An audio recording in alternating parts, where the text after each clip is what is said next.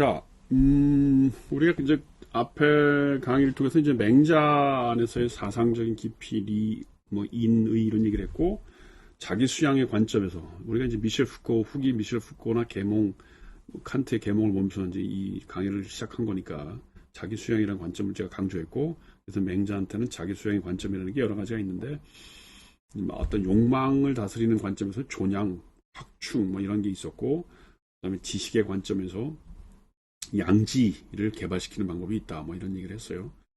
이제 그리고 나서 이제 소위 송나라 시대에 오면은, 약간 무슨 이런 마음에 대한 맹자의 이런 논의들이 이제 도교나 불교하고 연결되기 시작했고, 그 다음에 이제 이런 것들이 이 마음에 대한 논의가 굉장히 강해져요. 그래서 예를 들어서 남성시대 진독수라는 사람이 쓴 심학도라고 하는 심경이라는 게 뭐예요? 마음에 대한 어떤 경전이죠. 거기에 보면 심학도라고 이렇게 마음을 그려놓은 게 있습니다. 그래서 인심이 있고 도심이 있고 뭔지 이런 식으로 그 그림을 그려놓고 그걸 어떤 식으로 우리 인간의 마음을 어떤 식으로 훈련시켜야 되느냐 뭐 이런 얘기를 하고 있어요. 예를 들면 인간의 인심이라고 하는 건 인간의 어떤 일차적인 욕망 뭐 이런 거라고 한다면 좀 단순화시켜서 얘기하면 도심이라고 하는 그 그림이 있어요. 진독수가 그린 심학도 아마 인터넷 같은 데 치면 나오겠죠. 그래서 이제 인심이라고 하는 게 어떤 욕망과 관련되고 일차적인 의지와 관련된다면 도심이라고 하는 건 그걸 극복한 어떤 도덕적인 성격 뭐 이런 걸 얘기하는 거죠. 그러니까 이 논리에 맞춰서 뭐 소인이냐 대인이냐 뭐 아니면 무슨 군자냐 군자가 아니냐 뭐 이런 논의가 나오는 거예요. 사실은 이게 주작이 돌아오면서 제가 보기에는 이제 소위 주희가 등장하고 그 주희 전에 무슨 뭐 몇몇 사람들이 등장하죠. 정의, 정돈, 무슨 뭐 장제 이런 사람들이 등장하면서 사실은 맹자의 텍스트는 굉장히 풍부하고 굉장히 편안한 텍스트인데 이런 그 성리학적 텍스트 주희가 이제 나중에 그걸 다 집대성한데 그 전에도 아까 얘기했던 정돈, 정의 이런 사람들의 텍스트는 뭐 제가 다 읽어본 건 아니지만 이제 뭐가 이렇게 굉장히 이렇게 좀 착착착착 뭔가 이렇게 격식에 맞는 것 같으면서 그러면서 이제 인간을 설명하는 학문이 이제 굉장히 격식화되고 이 규범화되고 뭔가 이렇게 법칙화되는 거예요. 이제 뭐든지 지식이라는 게 너무 법칙화되면 그래서 유격이 없어지면 그러면 이제 외우게 되고 그러면 이제 어떤 규칙이나 법칙이 안 맞는 거는 이제 단주하게 되고 뭐 그런 겁니다. 주자학이라는 게 그런 거죠. 그래서 나중에 이제 나중에 주자학이 이제 조선에 와서는 과거 시험의 중요한 원인이 되면서 그걸 외우기 시작하는 거예요. 또 뭐 주자라고 하는 사람이 또 책을 어마어마하게 썼단 말이에요. 그러니까 이제 여기 주자어리라고 이게 선집으로 돼 있는데 원래 주자라는 사람이 사서 집주라고 하는 걸 친 거 아니에요. 그러니까 여태까지 얘기했던 무슨 공자, 맹자, 중용, 대학이라고 하는 또 그다음에 다른 책들에도 주석을 넣어서 뭘 어떻게 읽어야 되는지에 대한 자신의 생각을 썼고 그 다음에 무슨 이 주의 글을 써놓은 게 있어요. 그 주자 선집 집주는 주석책이고 이 어떤 글 써놓은 게 있고 그 다음에 이제 이 주자어류라고 하는 책은 제자들하고 말한 거예요. 이 주자어류라는 게 한 140권 된다는 거 아니에요. 맨날 앉아서 밥 먹고 글 쓰고 제자들하고 좋은 말로 썰만 푸는 거죠. 이 타고난 사람이죠 이게. 글 쓰고 말하고 강의하고 하는 걸로. 그걸 어떻게 다 알고. 그러니까 집주 같은 것도 맹자가 썼던 그 서한도 퇴계 이황이 나중에 뭐 반드시 읽어야 될 정도의 책을 이렇게 모았다는 게 수백 권의 책 중에 그 주희가 썼던 건 요거는 반드시 읽어라. 그래서 이제 맹자의 글 써놓은 것들을 뭐 8권인가 10권을 만들어서 퇴계가 했다면 요 주자어리라고 하는 요 책도 요 앞에 보니까 송시현이라고 돼 있던데 그 140권 되는 그 어록 중에 이제 이렇게 몇 권으로 이 선집을 만들었다는 거 아니야. 그러니까 이제 이렇게 되면 이제 문제가 생기는 거예요. 맹자같이 그냥 책 한 권을 보고 뭐 뭔 소리인지 알겠다 그러면 외울만 하죠. 그리고 그 안에 뭔가 풍부한 상상력도 주는 뭐 여러 가지가 있는데 이제 주자 정도에 오면 저걸 외우기 시작하면 이제 난리가 나는 거지.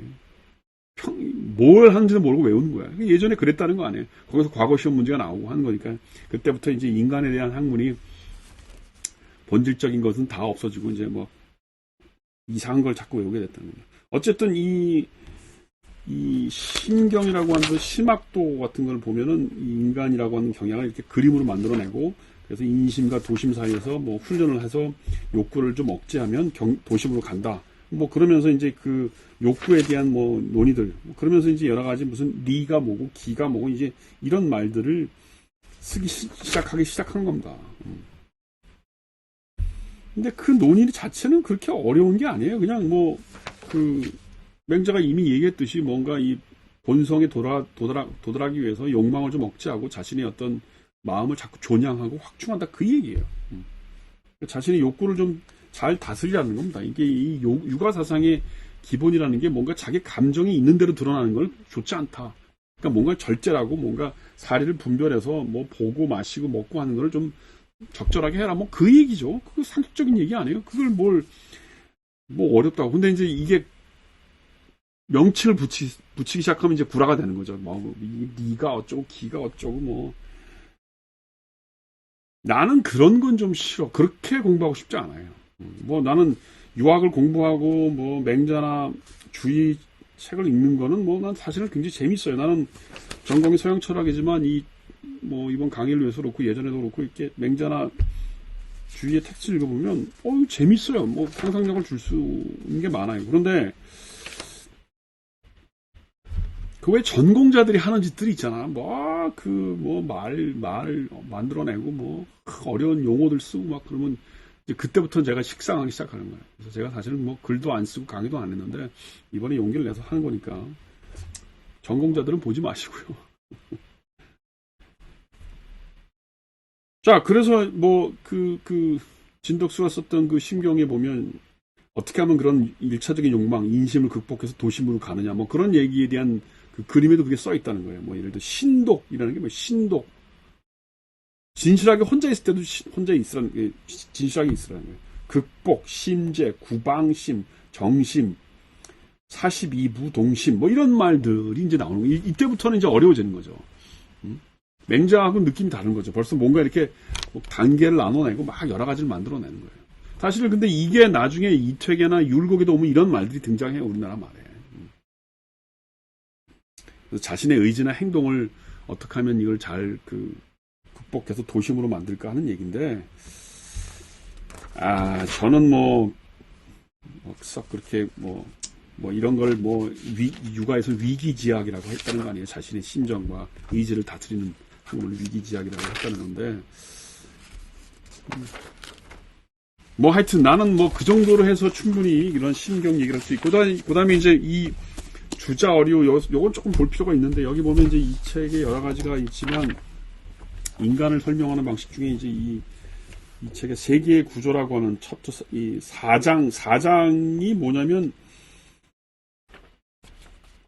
맹자의 사상이 이제 주희한테 오면 이게 이제 태국도설 같은 게 나오고 리기 이런 말이 나오고 하는 걸로 좀 바뀌어요. 그 이유가 뭐냐면 이제 이 시대에 송나라 시대인데 이게 이제 도교나 불교나 이런 거 영향을 받았다는 거예요. 그래서 주희도 그런 영향을 받아서 인간을 설명하는 용어들이 갑자기 어려워지고 그림도 나오고 여기 보면 280페이지 여기 보면 요런 그림이 있잖아요. 왜 태국도설이라고 그러네? 이거 어떻게 봐야 돼? 이렇게 그림 그리고 음양이 나오고 월화수목이 나오고 이런단 말이에요. 오행이 나오고 그런단 말이에요.